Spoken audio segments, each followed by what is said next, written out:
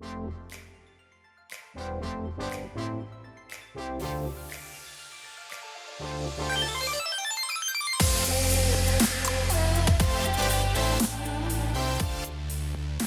learned a lot from other hubs because we have so much similarities and we also have so much differences. And we built trust on these similarities, and we also learn and innovate from the differences, from the diversity that we have.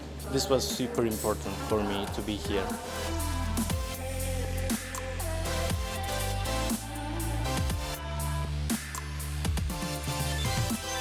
I was honored to participate in the Creative Forum in Slovenia this year. The most important thing was to see and meet personally the creative actors in Slovenia. This will create trust between persons and will encourage them to look for partners in Tunisia.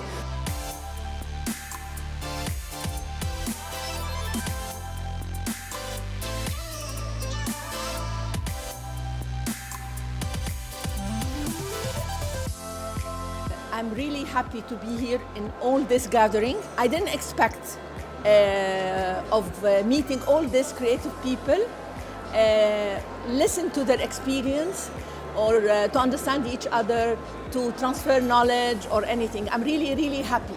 This is a great moment for me. I think that this forum made it gold because we have exchanged the views on the creative industries, creative economy as the main generator, let's say, for boosting the creative industries.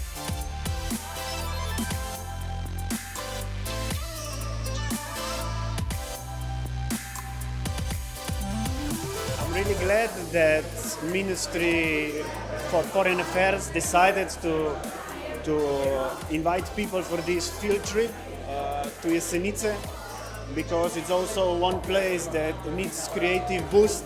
I also like the topic suggested because creative tourism is something new. So not people just going to location, seeing, watching, but actually interacting with the environment and with the people.